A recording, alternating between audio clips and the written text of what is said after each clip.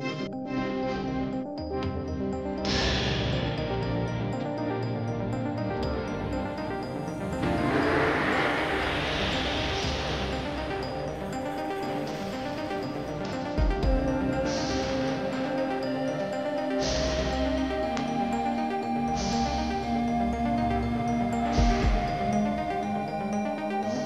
this is a story which happened in South Africa. So there was a father and daughter who were staying there in South Africa. It is a remote place. It is not a main city. It is like a suburb where the county people only stay. There is no much public visitors and everything and all. Their roads are all very, they are away from highways. When their daughter was around 5 years old, when they went to some fair, they got to see various items, and there she saw Nṛsiṁhadeva, and she became very fascinated. The form of Nṛsiṁha, the appearance of Nṛsiṁha fascinated. When she asked what is that personality, they said it is lion god. Because for Westerners, how much do you teach? So she became very much attracted to lion god, and everything she used to carry the doll, and she used to always talk to that lion god as if she is relating to her. Everything she used to relate to her. So it was holiday season. One day she was playing around with a ball. So she used to always talk to her friends about this lion god only. So they were also wondering, what is this lion god? How God can be lion? Because in Bible all these things and all, there is no specific description of God. To a Westerner you are trying to explain that God is like a lion, he is having a huge face of a lion and a body like a human. They will not be able to correlate what it is the subject. They thought she is some crazy girl. But she always used to feel that attachment to Nṛsiṁhadeva. So one day when she was playing with the ball, accidentally that ball went away towards the other side of the road. So because it was a normal day and hardly any traffic comes, she was very inattentive. She went and picked that ball. And when the father, who was watching from the first floor, he saw that there was one truck which is coming with a very heavy speed. And that person mostly was trying to, suddenly some girl comes, we know how the sudden accident happens, and he was trying to stop a brake and it could not, and he was shouting from the top of the first floor to his daughter to be very attentive, come back immediately, but he could not. So he tried to jump from the first floor to protect his daughter, and in this process he fell down and broke his both knees, and he was struggling with pain. And that moment when he fell down and he saw that big lorry came, hit the goal, and she flew from 20-30 feet away on the other side, and that lorry went out. And he was in desperate pain, crying. One thing is his body is broken and his child is expected to be dead because a lorry hit and she flew some 20-30 feet.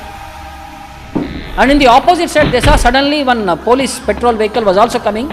They saw the entire situation and they went and stopped the car where that girl fell down. They immediately went and picked her up and put her in the vehicle, and they took to a nearby hospital. They took the father also because he is also injured, and she is unconscious. They were thinking she was dead. So when they took to the local hospital said, we don't have the heavy equipment. You are saying it's an accident, might be some brain hemorrhage or whatever it could be.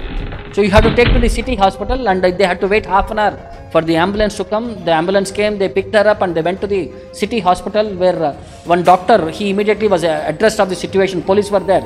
They explained that the big vehicle hit her and she flew from 20-30 feet and it's a major accident case, please emergency and all. They took to the casualty. So because they said accident, they first wanted to identify what is the problem. So they did CT and MRI scan, all these things and all, and they were waiting for the report. And when the doctor was examining her body, there was no information of any accident symptoms at all. No breakage, no blood, nothing was there. There was only one scratch on her chest part. It is like some nails when you scratch, some marks. That was the only thing. The doctor was very confused. He called the police and he was asking them, you said it is an accident. There is not even one scar on her body.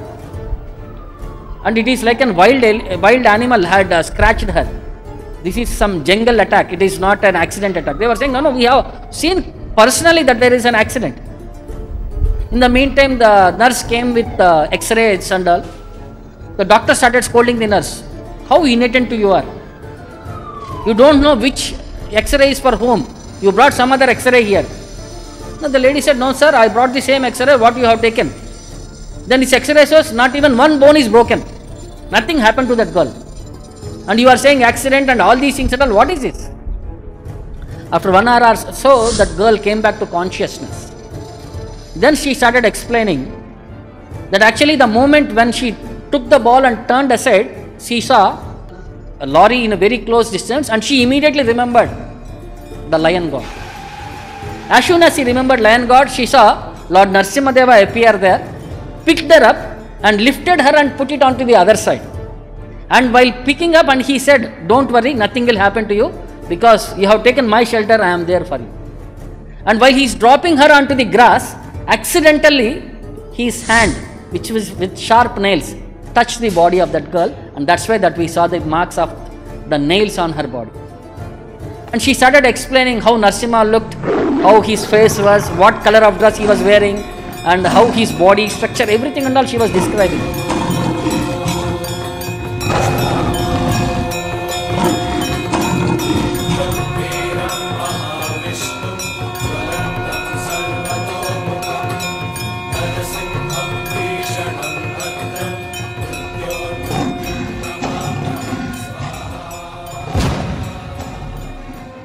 These doctors were not having some head and tail of what she is saying. They were thinking some crazy stuff. Because of accident, she became mad. She was talking some delirious things and all.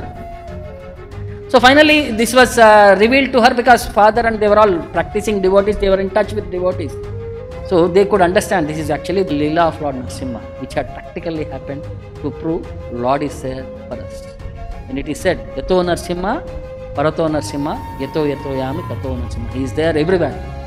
He is there to protect us and to give us all protection. When Prahlāda Mahārāja was also asked this shloka, famous shloka from Potana Bhagavata, Indugalandu ledani, Sandehamu valadu.